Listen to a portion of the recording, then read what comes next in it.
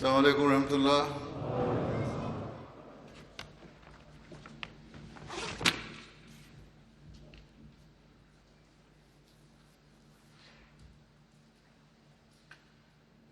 أشهد أن لا إله إلا الله وحده لا شريك له وأشهد أن محمدا عبده ورسوله أما بعد فأعوذ بالله من الشيطان الرجيم بسم الله الرحمن الرحيم الحمد لله رب العالمين الحمد لله رب العالمين الرحمن الرحيم مالك يوم الدين إياك نعبد وإياك نستعين اهدنا الصراط المستقيم صراط الذين أنعمت عليهم غير المغضوب عليهم ولا الضالين۔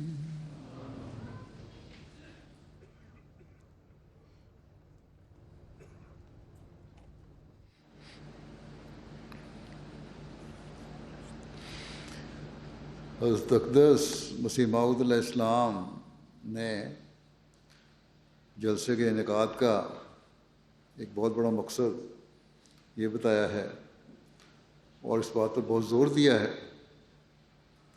کہ اس جلسے میں شامل ہونے والوں میں زہد اور تقویٰ پیدا ہو جائے، اور جب یہ پیدا ہوگا تو خدا تعالیٰ کا قرب پیدا ہوگا، اللہ تعالیٰ کے بتائے ہوئے راستے پر انسان چلے گا، اور جب یہ ہوگا تو پھر یہ ہو ہی نہیں سکتا کہ انسان اللہ تعالیٰ کے حق ادا کرنے میں سستی دکھائے یا اس کے بندوں کے حقوق ادا کرنے میں سستی دکھائے، اور کسی بھی ذریعے سے معاشرے میں فساد کا باعث بنے۔ حضرت اقدس مسیح موعود علیہ السلام نے اپنے ماننے والوں میں، اپنی بیعت میں آنے والوں کو صرف اتنا ہی نہیں کہا کہ تقویٰ اختیار کرو، بلکہ ایک درد کے ساتھ اللہ تعالیٰ اور اس کے رسول کے حکموں کے مطابق قرآن کریم کی تعلیم اور حضرت صلی اللہ علیہ وسلم کے ارشادات اور اسوے کے مطابق ہمیں تقویٰ پر چلنے کے راستے بھی دکھائے، اور واضح فرمایا ہے کہ میرے سلسلہ بیعت میں آنے والے وہی ہیں جو اللہ تعالیٰ کی بتائی ہوئی تعلیم کے مطابق تقویٰ پر چلنے والے ہیں۔ حضرت مسیح موعود علیہ السلام نے بے شمار مواقع پر اور مختلف تقاریر اور تحریرات میں بار بار اس کی تلقین فرمائی کہ اس کے بغیر ایمان ہی نہیں، بلکہ اللہ تعالیٰ نے آپ کو تقویٰ کی جڑ کے بارے میں فرمایا کہ اگر یہ جڑ رہی سب کچھ رہا، بس اگر تقویٰ ہی نہیں تو کچھ بھی نہیں، اور تقویٰ ہے تو سب کچھ ہے۔ ایک موقع پر تقویٰ کے متعلق نصیحت فرماتے ہوئے حضرت اقدس مسیح موعود علیہ السلام فرماتے ہیں اپنی جماعت کی خیر خواہی کے لیے یہ ضروری ہے، یہ ضروری بات ہے کے لیے ضروری بات یہ معلوم ہوتی ہے کہ تقویٰ کی بابت نصیحت کی جاوے، کیونکہ یہ بات عقل مند کے نزدیک ظاہر ہے کہ بجوز تقویٰ کے اور کسی بات سے اللہ تعالیٰ راضی نہیں ہوتا۔ اللہ تعالیٰ فرماتا ہے ان اللہ مع الذین اتقوا والذین هم محسنون۔ اس آیت کی حضرت مسیح علیہ السلام نے اور بہت سی جگہ وضاحت فرمائی ہے کہ متقی کون ہے اور محسن کون ہے۔ اس سے پہلے کہ میں اس کی وضاحت میں حضرت مسیح علیہ السلام کے اقتباسات پیش کروں، یہاں متقی اور محسن کے لفظ کی وضاحت ضروری سمجھتا ہوں۔ متقی تو وہ ہے جو اللہ تعالیٰ کی خشیت رکھتا ہو، ہر وقت اس کی رضا چاہنے والا ہو، خدا تعالیٰ سے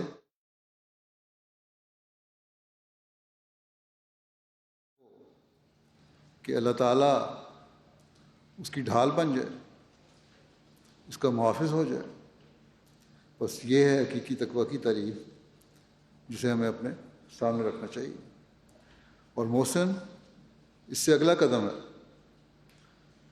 اس سے اگلا مقام ہے کہ صرف خود ہی اللہ تعالیٰ کی حفاظت میں نہیں آنا، بلکہ خود اللہ تعالیٰ کی حفاظت میں آنے کے بعد دنیا کو بھی اللہ تعالیٰ کی حفاظت میں لانے کی کوشش کرنی ہے۔ بس محسن کا درجہ متقی سے بڑھ گیا۔ اس لیے اللہ تعالیٰ نے فرمایا ہے کہ مومن متقی بھی ہو اور پھر محسن بھی ہو۔ بس یہ مقام ہے جس کی حضرت مسیح علیہ السلام ہم سے توقع رکھتے ہیں کہ صرف خود ہی اللہ تعالیٰ کی پناہ میں نہ آؤ، بلکہ دوسروں کو بھی خدا تعالیٰ کی پناہ میں لانے کی کوشش کر کے بچاؤ۔ بس حقیقی متقی محسن ہونے کی وجہ سے حقوق العباد کی فکر بھی کرتا ہے۔ بس یہ وہ خوبصورت مقام ہے جو حضرت مسیح علیہ السلام ہمیں دلوانا چاہتے ہیں۔ حضرت مسیح علیہ السلام ایک جگہ فرماتے ہیں متقی کی معنی ہے ڈرنے والا۔ ایک ترک شر ہوتا ہے اور ایک افاظ خیر۔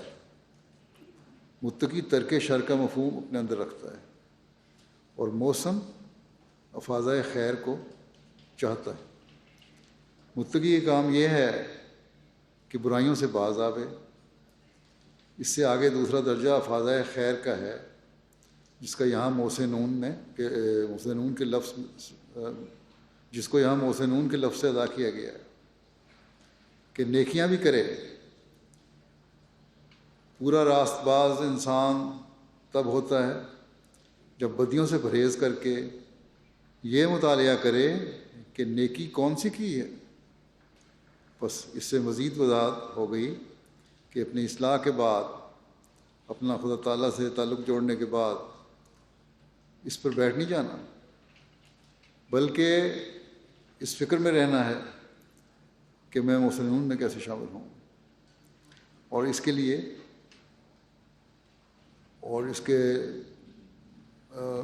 لیے حقوق العباد کی فکر کرنا ضروری ہے۔ پھر آپ نے ایک جگہ اس بارے میں مزید فرمایا کہ بے شک اللہ تعالیٰ ان لوگوں کے ساتھ ہوتا ہے جو تقویٰ اختیار کرتے ہیں اور جو تقویٰ سے بھی بڑھ کر کام کرتے ہیں، یعنی محسنین ہوتے ہیں۔ یہی حقیقی نیکی کی علامت ہے اور یہی کامل ایمان کی علامت ہے۔ پھر آپ فرماتے ہیں تقویٰ کے معنی ہیں بدی کی باریک راہوں سے پرہیز کرنا۔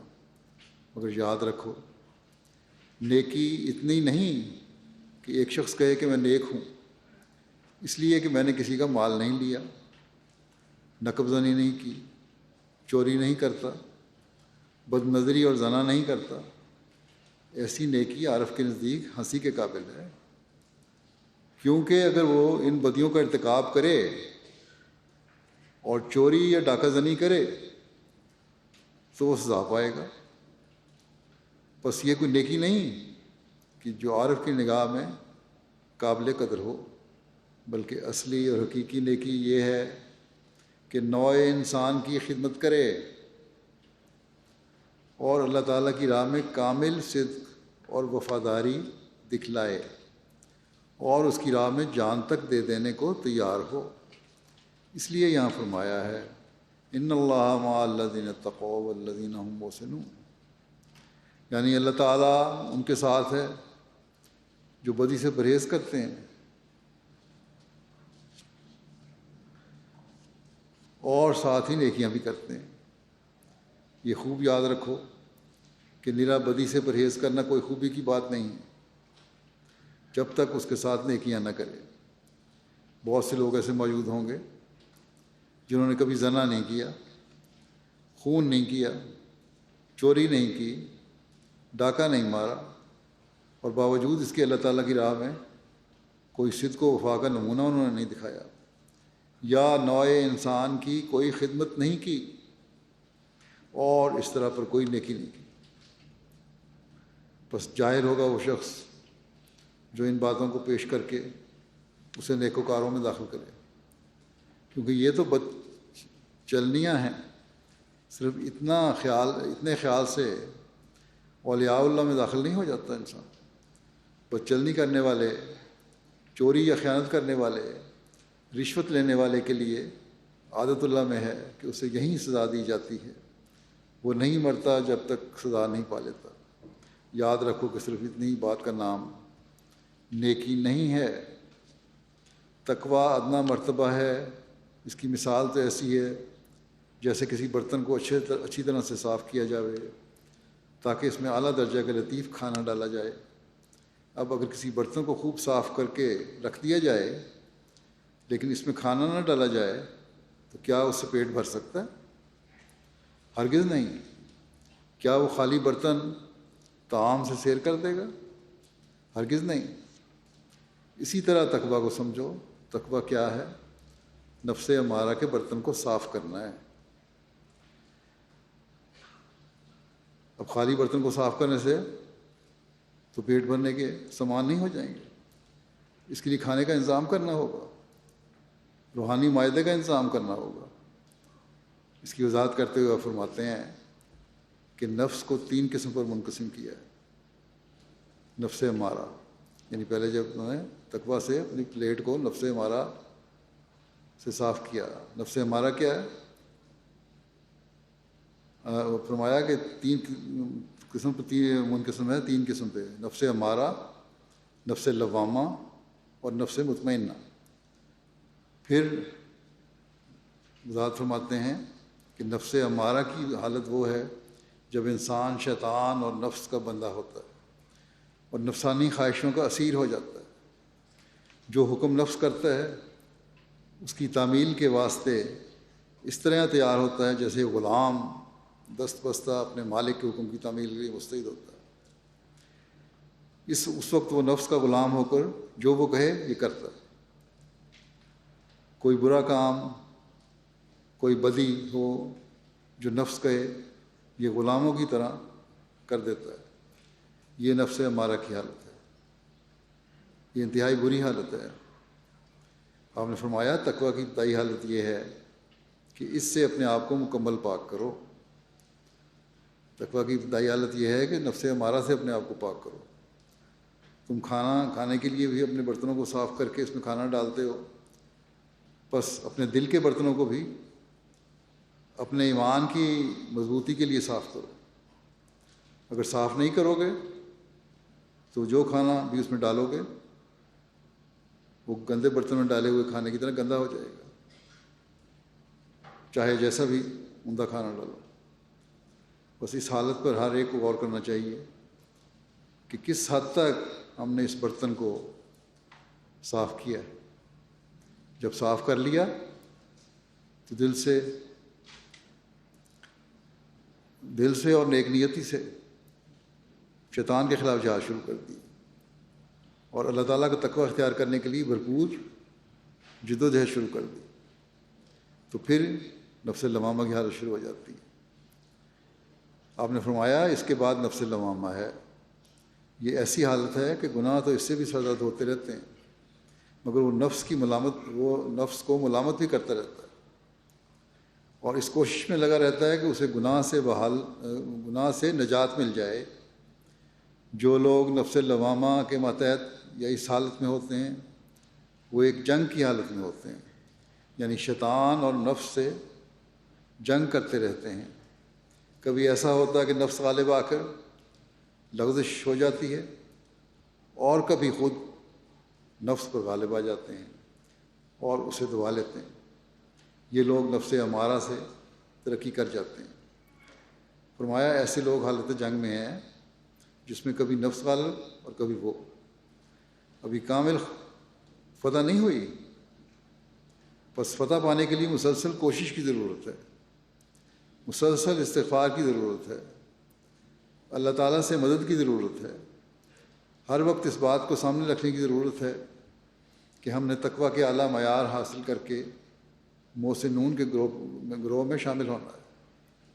اور جب اس طرح اللہ تعالیٰ سے مدد مانگتے ہوئے انسان مسلسل کوشش کرتا ہے تو پھر نفس مطمئنہ کی حالت میں بھی اللہ تعالیٰ اپنے فضل سے اسے داخل کر دیتا ہے، جس کے بارے میں حضرت مسیح علیہ السلام فرماتے ہیں تیسری حالت جو نفس مطمئنہ کی حالت ہے، یہ وہ حالت ہے جب ساری لڑائیوں کا خاتمہ ہو جاتا ہے اور کامل فتح ہو جاتی ہے.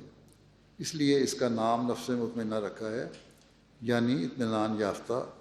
اس کی وضاحت اس طرح فرمائی کہ انسان کے ہر ایک قوا پر اس کا قابو ہو جاتا ہے اور طبی طور پر اس سے نیکی کے کام سرزد ہوتے ہیں. فرمایا جب یہ حالت ہو اس وقت وہ اللہ تعالیٰ کے وجود پر سچا ایمان لاتا ہے اور وہ یقین کرتا ہے کہ واقعی خدا ہے. نفس مطمئنہ کی انتہائی حد خدا تعالیٰ پر ایمان ہوتا ہے، کیونکہ کامل اطمینان اور تسلی اس وقت ملتی ہے جب اللہ تعالیٰ پر کامل ایمان ہو. فرمایا یقیناً سمجھو کہ ہر ایک پاک بازی اور نیکی کی اصل جڑ خدا تعالیٰ پر ایمان لانا ہے. جس قدر انسان کا ایمان باللہ کمزور ہوتا ہے اسی قدر اعمال صالحہ میں کمزوری اور سستی پائی جاتی ہے. لیکن جب ایمان قوی ہو اور اللہ تعالیٰ کو اس کی تمام صفات کاملہ کے ساتھ یقین کر لیا جائے، اسی قدر عجیب رنگ کی تبدیلی انسان کے اعمال میں پیدا ہو جاتی ہے. خدا تعالیٰ پر ایمان رکھنے والا گناہ پر قادر نہیں ہو سکتا. اگر اللہ تعالیٰ پر کامل یقین ہے تو ہو نہیں سکتا ہے گناہ کرے، نہ چھوٹا نہ بڑا، کیونکہ یہ ایمان اس کی نفسانی قوتوں اور گناہ کے اعضاء کو کاٹ دیتا ہے. آپ فرماتے ہیں جب خدا تعالیٰ پر سچا ایمان ہو اور جس کا نتیجہ یہ ہوتا ہے کہ کامل اطمینان اسے دیا جاتا ہے، یہی وہ مقام ہے. کامل اطمینان اسے دیا جاتا ہے، یہی وہ مقام ہے جو انسان کا اصل مقصود ہونا چاہیے. اور ہماری جماعت کو فرماتے ہیں، جماعت کو نصیحت کرتے ہیں، اور ہماری جماعت کو اس کی ضرورت ہے. ہماری جماعت کو اس کی ضرورت ہے اور اطمینان کامل حاصل کرنے کے لیے ایمان کامل کی ضرورت ہے. بس غور کی بھی ضرورت ہے. بس ہماری جماعت کا پہلا فرض یہ ہے، فرمایا ہماری جماعت کا پہلا فرض یہ ہے کہ وہ اللہ تعالیٰ پر سچا ایمان حاصل کرے. بس ہم سب کو اس پر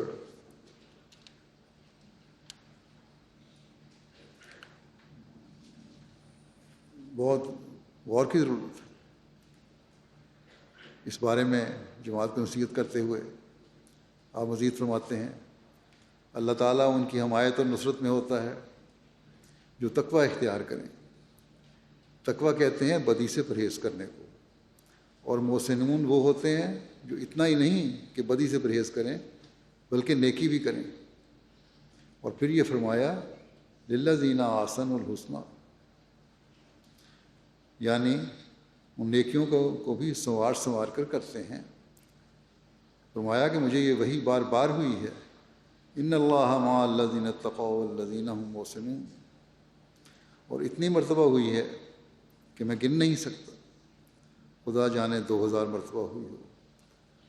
اس سے غرض یہی ہے کہ تا جماعت کو معلوم ہو جاوے کہ صرف اس بات پر ہی فریفتہ نہ ہونا چاہیے کہ ہم اس جماعت میں شامل ہو گئے ہیں، یا صرف خوش خیالی ایمان سے راضی ہو جاؤ. اللہ تعالیٰ کی معیت اور نصرت اس وقت ملے گی جب سچی تقوی ہو اور پھر نیکی ساتھ ہو.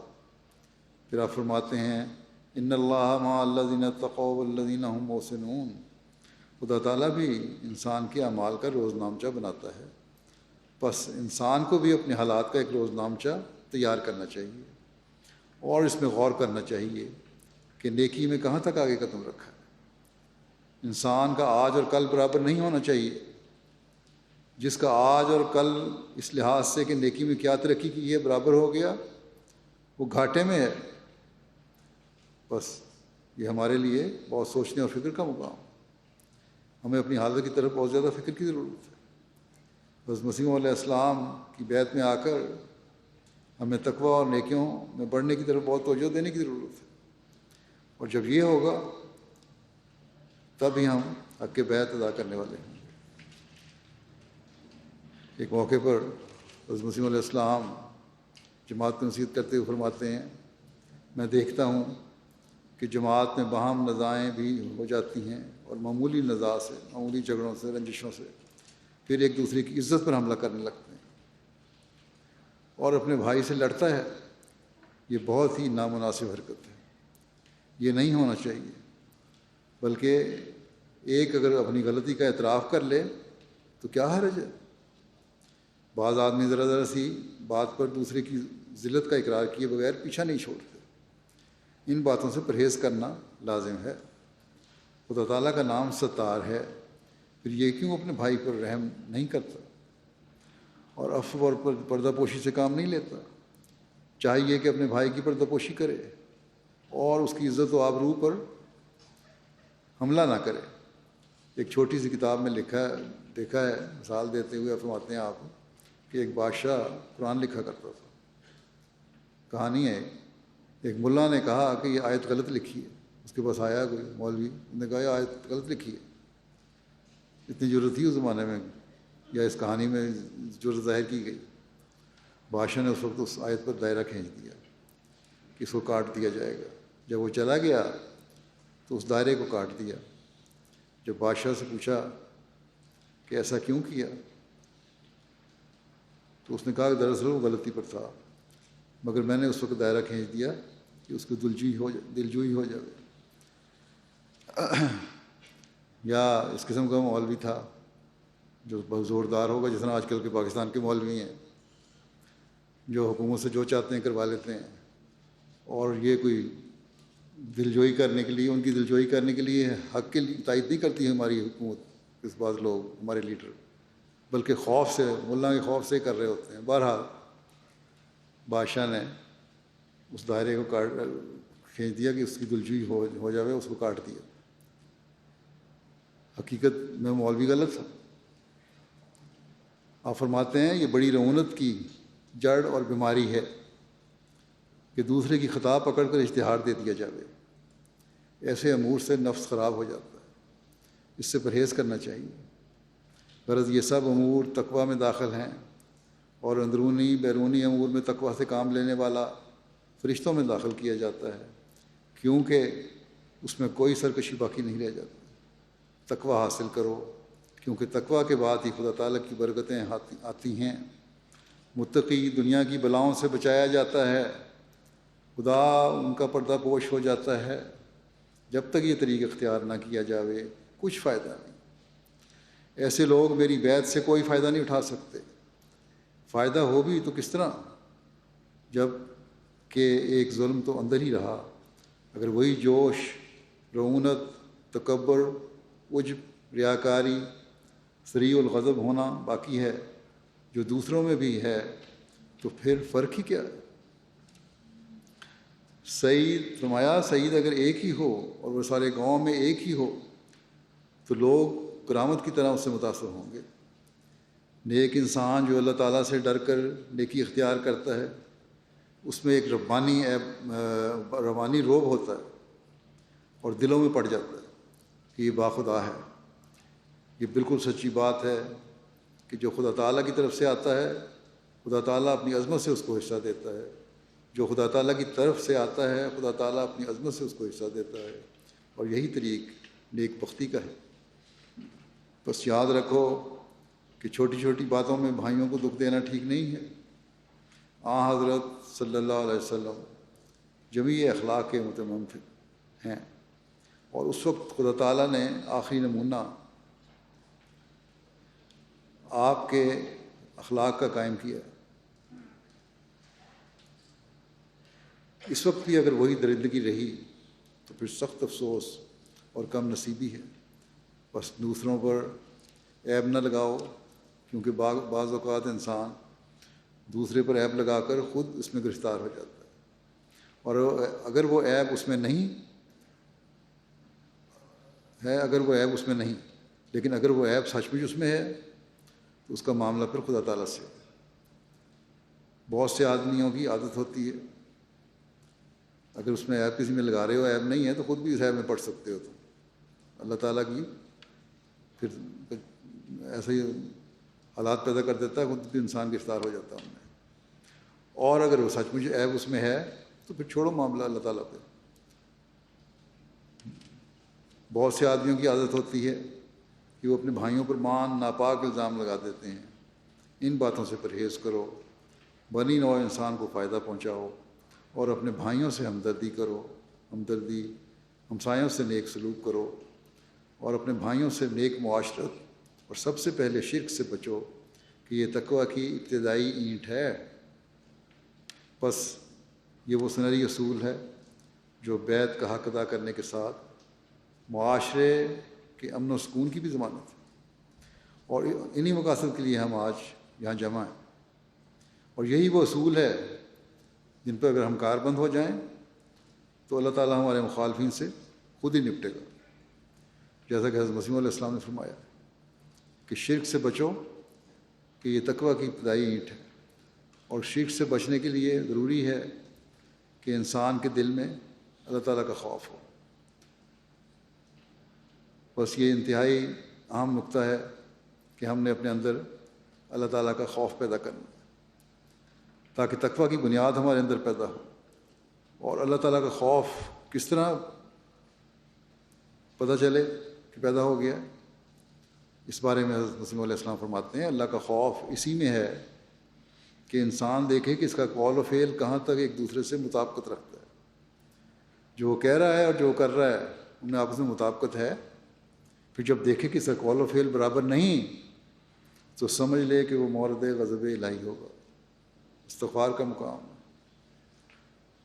جو دل ناپاک ہے، خواہ کہ قول کتنا ہی پاک ہو، وہ دل خدا کی نگاہ میں قیمت نہیں پاتا، بلکہ خدا کا غضب مشتعل ہوگا. بس میری جماعت سمجھ لے، فرمایا میری جماعت سمجھ لے کہ وہ میرے پاس آئے ہیں اسی لیے کہ تخم ریزی کی جاوے جس سے وہ پھلدار درخت ہو جاوے. بس ہر ایک اپنے اندر غور کرے کہ اس کا اندرونہ کیسا ہے اور اس کی باطنی حالت کیسی ہے. اگر ہماری جماعت بھی خدا نخواستہ ایسی ہے کہ اس کی زبان پر کچھ ہے اور دل میں کچھ ہے تو پھر خاتمہ بالخیر نہ ہوگا.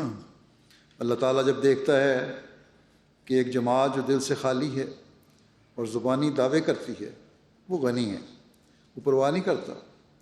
فرمایا کہ بدر کی فتح کی پیشگوئی ہو چکی تھی، ہر طرح فتح کی امید تھی، لیکن پھر بھی حضرت صلی اللہ علیہ وسلم رو رو کر دعا مانگتے تھے. حضرت ابوبکر صدیق رضی اللہ عنہ نے عرض کیا کہ جب ہر طرح فتح کا وعدہ ہے تو پھر ضرورت الہا کیا، اتنا ضرورت کیا رونے کی، دعائیں کرنے کی، ڈرانے کی. حضرت صلی اللہ علیہ وسلم نے فرمایا کہ وہ ذات غنی ہے، یعنی ممکن ہے کہ وعدہ الہی میں کوئی مخفی شرائط ہوں. بس یہ وہ اصول اور اسوہ ہے جسے ہمیں ہمیشہ اپنے سامنے رکھنا چاہیے. حضرت صلی اللہ علیہ وسلم سے بڑھ کر تو کوئی وجود اور ذات نہیں جن کی دعائیں قبول ہوتی ہوں اور جن سے کیے گئے وعدوں کا اللہ تعالیٰ کو پاس ہو. لیکن حضرت صلی اللہ علیہ وسلم جن کو اللہ تعالیٰ کی ذات اور صفات کا سب سے زیادہ علم تھا اور ادراک تھا، اللہ تعالیٰ کے غنی ہونے کی صفت سے اس قدر خوفزدہ تھے کہ تڑپ تڑپ کر اللہ تعالیٰ کے وعدے کے باوجود یہ دعا کرتے تھے کہ آج مسلمانوں کو بچا لے. بس ہماری کیا حیثیت ہے کہ ہم اس طرح کے ڈرائیں نہ. بے شک اللہ تعالیٰ کے اسلام کی کھوئی ہوئی عظمت کو قائم کرنے کے آج بھی وعدے ہیں، لیکن ہمارے قول و فعل اور ایمان کی حالت اس معیار پر ہوں گے جو اللہ تعالیٰ چاہتا ہے، تبھی وعدے ہی پورے ہوں گے۔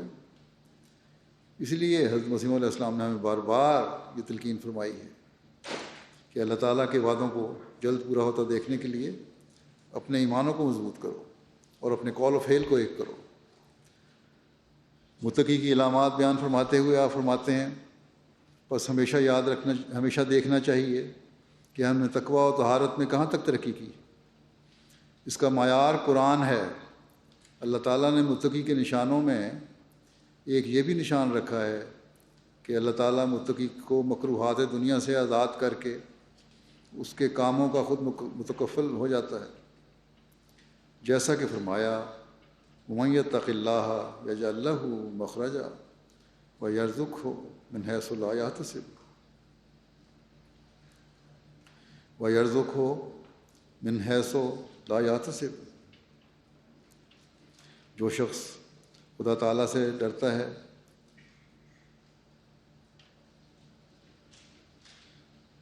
اللہ تعالیٰ ہر ایک مصیبت میں اس کے لیے راستہ مخلصی کا نکال دیتا ہے اور اس کے لیے ایسے روزی کے سامان پیدا کر دیتا ہے کہ اس کے علم و گمان میں نہ ہوں۔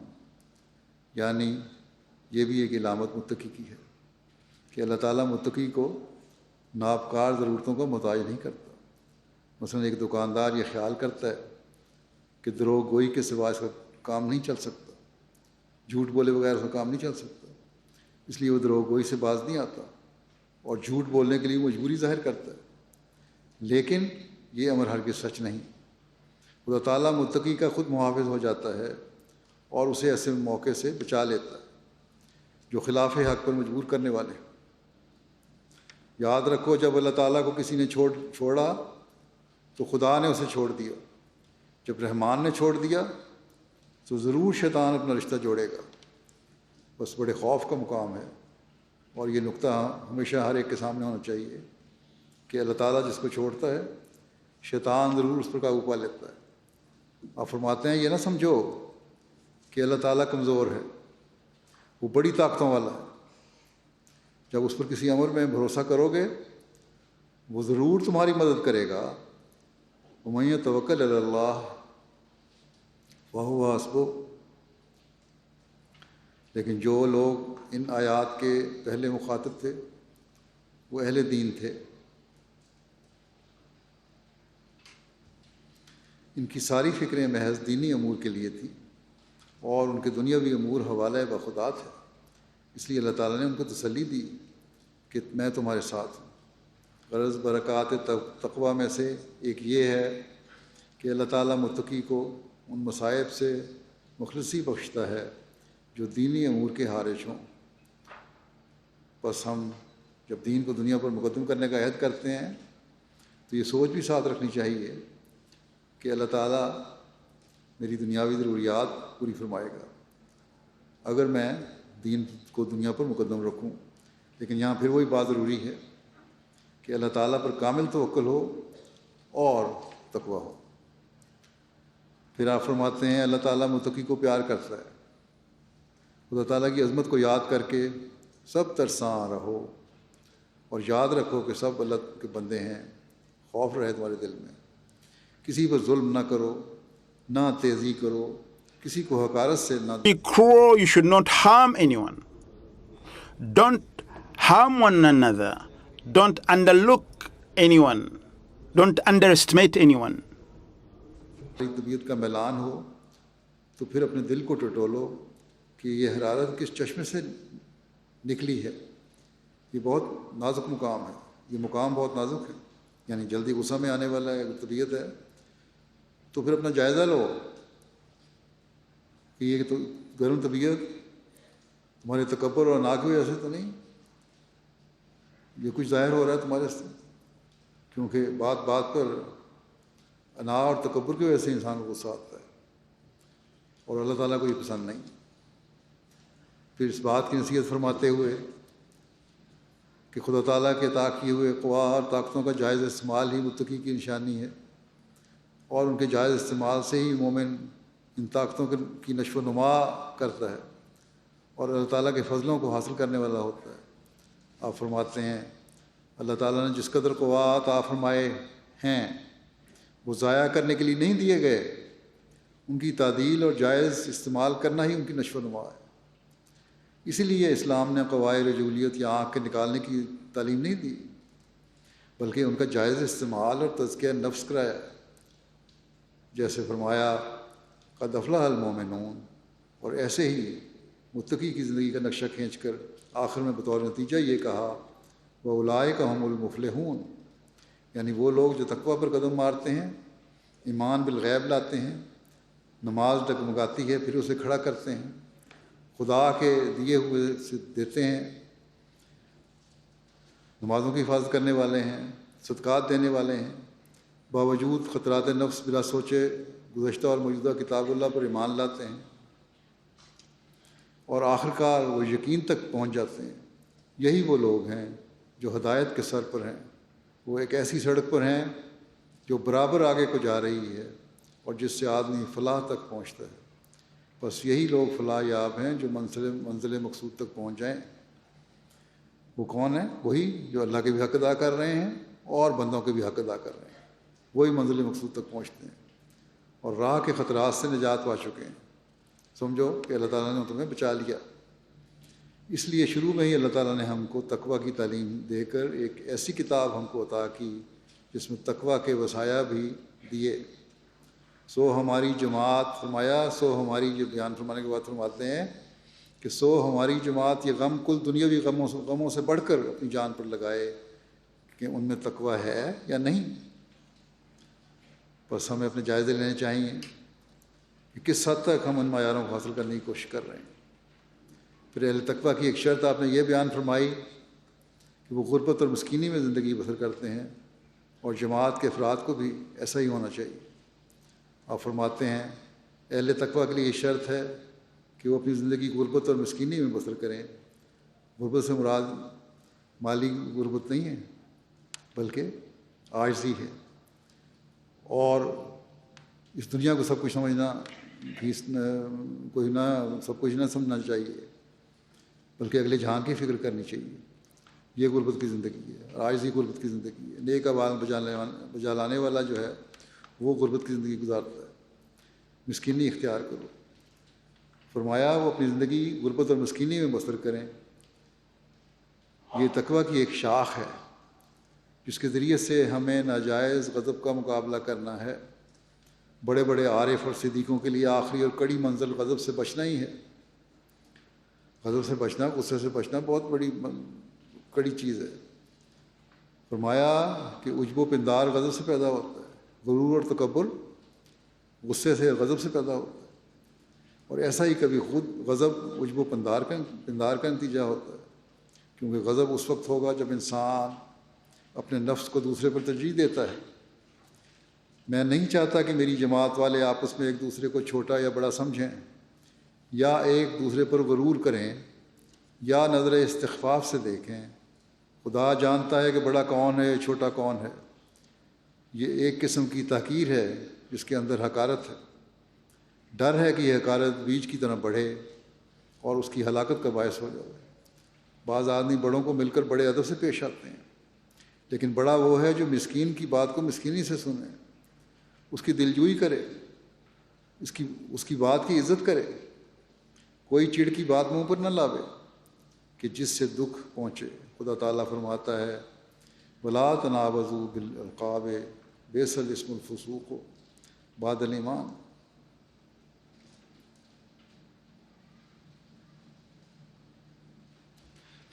وَمَن لَّمْ يَتُبْ فَأُولَٰئِکَ هُمُ الظَّالِمُونَ۔ تم ایک دوسرے کا چڑ کر نام نہ لو، یہ فعل فساق و فجار کا ہے۔ جو شخص کسی کو چڑھاتا ہے وہ نہ مرے گا جب تک وہ خود اس طرح مبتلا نہ ہو۔ اپنے بھائیوں کو حقیر نہ سمجھو۔ جب ایک ہی چشمے سے کل پانی پیتے ہو تو کون جانتا ہے کہ کس کی قسمت میں زیادہ پانی پینا ہے۔ مکرم و معظم کوئی دنیاوی اصولوں سے نہیں ہو سکتا۔ خدا تعالیٰ کے نزدیک بڑا وہی ہے جو متقی ہے۔ انا اکرمکم عند اللہ اتقاکم ان اللہ علیم خبیر۔ بس یہ بنیادی نقطہ ہمیشہ ہمیں یاد رکھنا چاہیے کہ نہ کسی کا خاندان کسی کو بڑا کر سکتا ہے، نہ کسی کی دولت کسی کو بڑا کر سکتی ہے، نہ علم کسی کو بڑا کر سکتا ہے۔ اللہ تعالیٰ کے نزدیک بڑا وہی ہے جس میں تقویٰ ہے، جو اللہ تعالیٰ کا خوف اپنے دل میں رکھتا ہے، جو دوسروں کے حقوق ادا کرتا ہے، جو جھوٹی اناؤں اور تکبر سے پاک ہے۔ پھر اس بات کی طرف توجہ دلاتے ہوئے کہ اگر تم اسلام کی خدمت کرنا چاہتے ہو تو پہلے خود تقویٰ اور طہارت اختیار کرو۔ آپ فرماتے ہیں جس طرح دشمن کے مقابلے پر سرحد پر گھوڑا ہونا ضروری ہے تاکہ دشمن حد سے نہ نکلنے پائے، یعنی فوج وہاں متعین کرنا ضروری ہے، اسی طرح تم بھی تیار رہو۔ ایسا نہ ہو کہ دشمن سرحد سے گزر کر اسلام کو صدمہ پہنچائے۔ میں پہلے بھی بیان کر چکا ہوں کہ اگر تم اسلام کی حمایت اور خدمت کرنا چاہتے ہو تو پہلے خود تقویٰ اور طہارت اختیار کرو، جس سے خود تم خدا تعالیٰ کی پناہ کے حصن حسین میں آ سکو، اور پھر تم کو اس خدمت کا شرف اور استحقاق حاصل ہو۔ اللہ تعالیٰ کی پناہ میں خود آؤ، اس مضبوط قلعے کے اندر خود جاؤ جو اللہ تعالیٰ کی پناہ کا قلعہ ہے۔ پھر تو اللہ تعالیٰ تمہیں بھی خدمت کا موقع دے گا۔ فرمایا تم دیکھتے ہو کہ مسلمانوں کی بیرونی طاقت کیسی کمزور ہو گئی، قومیں ان کو نفرت و حقارت کی نظر سے دیکھتی ہیں۔ اگر تمہاری اندرونی اور قلبی طاقت بھی کمزور اور پست ہو گئی تو بس پھر تو خاتمہ ہی سمجھو۔ مسلمانوں کی حالت دیکھ کر سبق لینا چاہیے جماعت کے افراد کو۔ تم اپنے نفسوں کو ایسے پاک کرو کہ قدسی قوت ان میں سرایت کرے اور وہ سرحد کے گھوڑوں کی طرح مضبوط اور محافظ ہو جائیں۔ گھوڑا خالی تو نہیں حفاظت کر رہا ہوتا، گھوڑوں پر سوار فوج ہوتی ہے، جو پرانے زمانے میں جس طرح فوج ہوتی تھی۔ اس زمانے میں بھی مختلف ذرائع ہیں سرحدوں کی حفاظت کرنے کے، اسی طرح محافظ ہونا پڑے گا۔ اللہ تعالیٰ کا فضل، فرمایا کہ اللہ تعالیٰ کا فضل ہمیشہ متقیوں اور آسپازوں ہی کے شامل حال ہوا کرتا ہے۔ اپنے اخلاق اور اطوار ایسے نہ بناؤ جن سے اسلام کو داغ لگ جاوے، ایسی حالتیں نہ بناؤ کہ اسلام کو داغ لگے۔ بدکاروں اور اسلام کی تعلیم پر عمل نہ کرنے والے مسلمانوں سے اسلام کو داغ لگتا ہے۔ کوئی مسلمان شراب پی لیتا ہے تو کہیں کہہ کرتا پھرتا ہے، پگڑی گلے میں ہوتی ہے، موریوں اور گندی نالیوں میں گرتا پھرتا ہے، پولیس کے جوتے پڑتے ہیں، ہندو اور عیسائی اس پر ہنستے ہیں۔ اس کا ایسا خلاف شرع فعل اس کی ہی تصدیق کا موجب نہیں ہوتا۔ جو حرکتیں ہوتی ہیں اس کی، جو دین سے ہٹے ہوئے ہیں اور دین کے خلاف کر رہے ہیں، وہ اپنی ہنسی مذاق نہیں اڑوا رہے ہوتے، اپنی تصدیق نہیں کروا رہے ہوتے، بلکہ در پردہ اس کا اثر نفس اسلام تک پہنچتا ہے، اسلام پر اس کا اثر پڑتا ہے۔ مجھے ایسی خبریں، فرمایا کہ مجھے ایسی خبریں یا جیل خانوں کی رپورٹیں پڑھ کر سخت رنج ہوتا ہے جب میں دیکھتا ہوں کہ اس قدر مسلمان بد عملیوں کی وجہ سے مورد عتاب ہوئے۔ دل بے قرار ہو جاتا ہے کہ یہ لوگ جو صراط مستقیم رکھتے ہیں اپنی بد اعتدالیوں سے اپنے آپ کو ہی نقصان نہیں پہنچاتے بلکہ اسلام پر ہنسی کراتے ہیں۔ فرمایا کہ میری غرض اس سے یہ ہے کہ مسلمان کہلا کر ان ممنوعات اور مناہیات میں مبتلا ہوتے ہیں جو نہ صرف ان کو بلکہ اسلام کو مشکوک کر دیتے ہیں۔ بس ہمیں فرمایا اپنے جماعت کے افراد کو اپنے چال چلن اور اطوار ایسے بنا لو کہ کفار کو بھی تم پر جو دراصل اسلام پر ہوتی ہے نکتہ چینی کرنے کا موقع نہ ملے۔ بس ہم نے حضرت مسیح علیہ السلام کی بیعت کی ہے تو اپنے جائزے لینے کی ضرورت ہے۔ یہاں ان ملکوں میں جہاں آزادی کے نام پر مذہب سے استہزاء کیا جاتا ہے، اخلاقی قدروں کی کوئی حقیقت نہیں، وہ اعلیٰ اخلاق جن کی خدا تعالیٰ نے ہدایت فرمائی ہے ان کو پامال کیا جاتا ہے، ان کا مذاق اڑایا جاتا ہے۔ بس اس میں ایسے حالات میں خطرہ ہے کہ معاشرے کی ان برائیوں کا اثر ہمارے لوگوں پر نہ پڑ جائے، ہماری نسلوں پر نہ پڑ جائے، بلکہ بعض دفعہ ایسے معاملات اٹھتے رہتے ہیں جس میں احمدیوں کے ملوث ہونے کی وجہ سے شرمندگی کا سامنا کرنا پڑتا ہے۔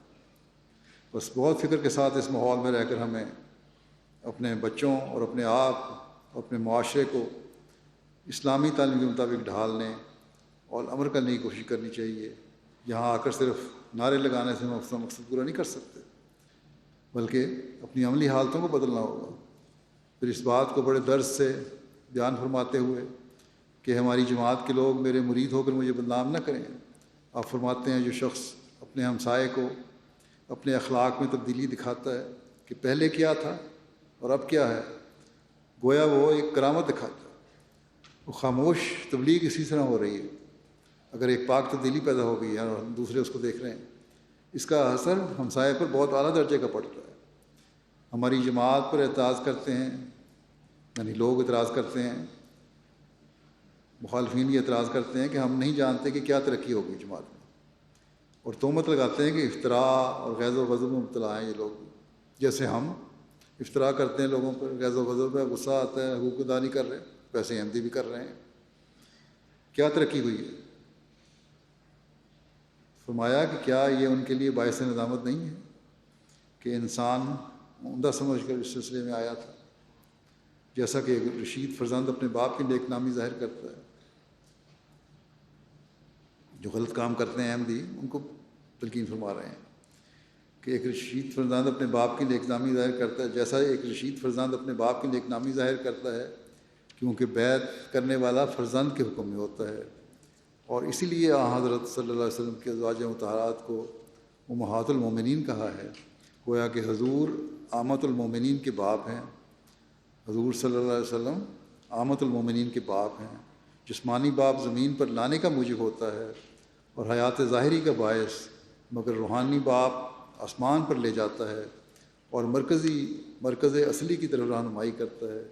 کیا آپ پسند کرتے ہیں کوئی بیٹا اپنے باپ کو بدنام کرے، طوائف کے ہاں جاوے اور قمار بازی کرتا پھرے، شراب پیوے اور ایسے افعال قبیحہ کا مرتکب ہو جو باپ کی بدنامی کا موجب ہوں؟ میں جانتا ہوں کوئی آدمی ایسا نہیں ہو سکتا جو اس فعل کو پسند کرے، لیکن جب وہ ناخلف بیٹا ایسا کرتا ہے تو پھر زبان خلق بند نہیں ہو سکتی.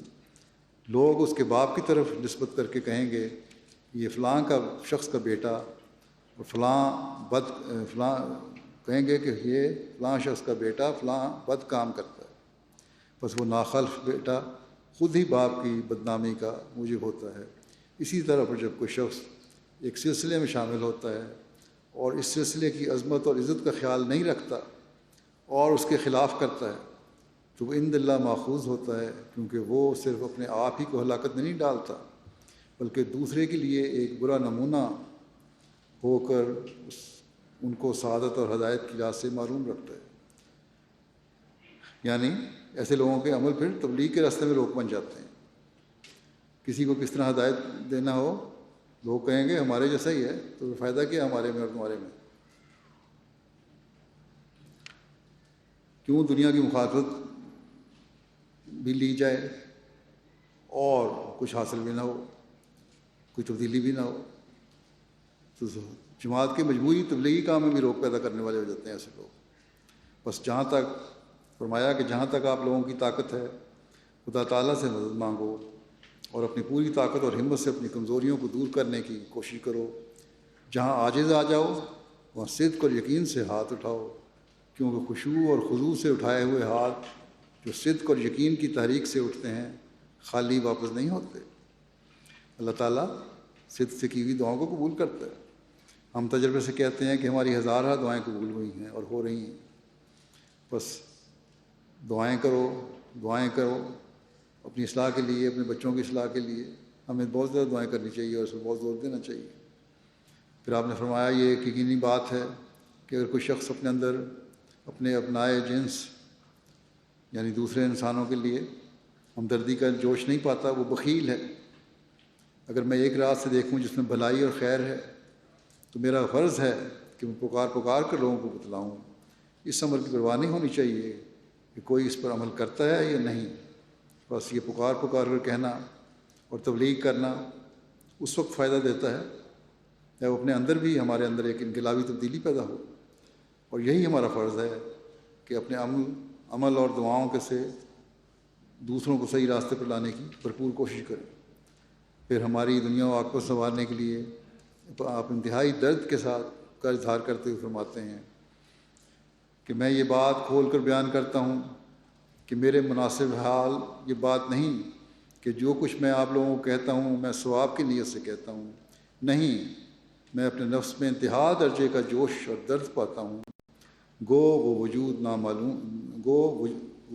نامعلوم ہے، مجھے پتہ نہیں کیوں جوش ہے میرے اندر، لیکن جوش ہے، ایک درد ہے کہ کیوں یہ جوش ہے، مگر اس میں ذرا بھی شک نہیں کہ جوش ایسا ہے کہ میں رک نہیں سکتا۔ اس لیے آپ لوگ ان باتوں کو ایسے آدمی کی وصایا سمجھ کر کہ پھر شاید ملنا نصیب نہ ہو، ان پر ایسے کاربند ہوں کہ ایک نمونہ ہو، اور ان آدمیوں کو جو ہم سے دور ہیں اپنے فعل اور قول سے سمجھا دو۔ اگر یہ بات نہیں ہے اور عمل کی ضرورت نہیں ہے تو پھر مجھے بتلاؤ کہ یہاں آنے سے کیا مطلب ہے۔ اگر عمل ہی نہیں کرنا تو پھر آنے کی ضرورت کیا ہے؟ میں مخفی تبدیلی نہیں چاہتا، چھپی تبدیلیاں مجھے نہیں چاہیے، نمایاں تبدیلی مطلوب ہے تاکہ مخالف شرمندہ ہوں اور لوگوں کے دلوں پر ایک طرفہ روشنی پڑے اور وہ نا امید ہو جائیں کہ یہ مخالف ضلالت میں پڑے ہیں۔ رسول اللہ صلی اللہ علیہ وسلم کے ہاتھ پر بڑے بڑے شریر آ کر طائب ہوئے، وہ کیوں؟ اس عظیم الشان تبدیلی نے صحابہ میں ہوئی اور ان کے واجب التقلید نمونوں نے ان کو شرمندہ کیا۔ صحابہ میں جو تبدیلیاں تھیں ان کی وجہ سے لوگ طائب ہو کے اسلام لاتے تھے۔ بس اگر ہم نے خود بھی اللہ تعالیٰ سے تعلق جوڑنا ہے اور لوگوں کو بھی ہدایت کے راستے کی طرف لانا ہے تو اس کے لیے ہمیں اپنے اندر پاک تبدیلیاں پیدا کرتے ہوئے، اپنے اس اعمال کی اصلاح کرتے ہوئے اور دعاؤں پر سے کام لیتے ہوئے اس طرف توجہ کرنی ہوگی۔ اگر ہمارے عمل ہماری باتوں سے مطابقت نہیں رکھتے، وہ پاک تبدیلیاں پیدا نہیں کرتے جو صحابہ نے کی، تو پھر ہم دنیا کی اصلاح کا کام بھی صحیح طرح انجام نہیں دے سکتے، تبلیغ کا کام ہم صحیح طرح نہیں کر سکتے۔ حقیقی احمدیوں سے خدا تعالیٰ کا تعلق، خدا تعالیٰ کا کیا وعدہ ہے، اس بات کو بیان کرتے ہوئے آپ فرماتے ہیں، اللہ تعالیٰ نے قرآن میں فرمایا ہے وَجَاعِلُ الَّذِينَ اتَّبَعُوكَ فَوْقَ الَّذِينَ كَفَرُوا إِلَىٰ يَوْمِ الْقِيَامَةِ وَجَاعِلُ الَّذِينَ اتَّبَعُوكَ فَوْقَ الَّذِينَ كَفَرُوا إِلَىٰ يَوْمِ الْقِيَامَةِ۔ یہ تسلی بخش وعدہ فرمایا، یہ تسلی بخش وعدہ ناصرت میں پیدا ہونے والی ابن مریم سے ہوا تھا، مگر میں تمہیں بشارت دیتا ہوں کہ یسوع مسیح کے نام سے آنے والے ابن مریم کو بھی اللہ تعالیٰ نے انہی الفاظ میں مخاطب کر کے بشارت دی ہے، یعنی مجھے بھی یہی بشارت دی ہے کہ اب آپ سوچ لیں کہ جو میرے ساتھ تعلق رکھ کر اس وعدے عظیم اور بشارت عظیم میں شامل ہونا چاہتے ہیں، کیا وہ لوگ ہو سکتے ہیں جو ہمارا کے درجے میں پڑے ہوئے فسق و فجور کی راہوں پر کاربند ہیں؟ نہیں، ہرگز نہیں۔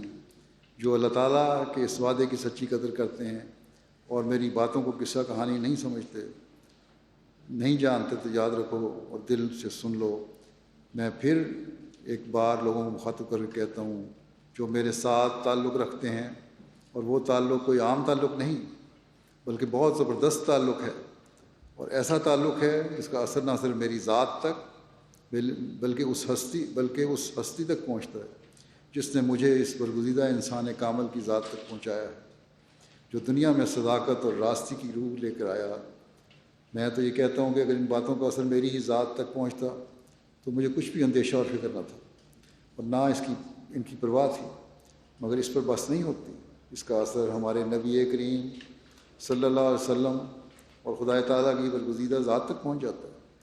جو باتیں میں کہتا ہوں اگر ان کو نہیں مان رہے اور تبدیلیاں پیدا نہیں کر رہے تو پھر صرف مجھے بدنام نہیں کر رہے بلکہ رسول پاک صلی اللہ علیہ وسلم کو بدنام کر رہے ہو، اللہ تعالیٰ کی ذات پر بھی حرف لا رہے ہو۔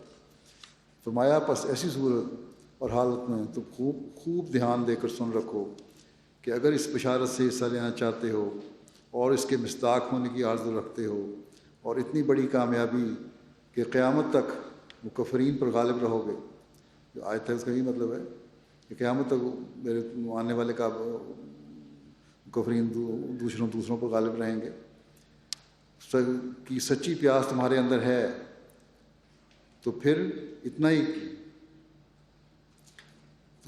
ہی میں کہتا ہوں کہ یہ کامیابی اس وقت تک حاصل نہ ہوگی جب تک لوامہ کے درجے سے گزر کر مطمئنہ کے مینار تک نہ پہنچ جاؤ۔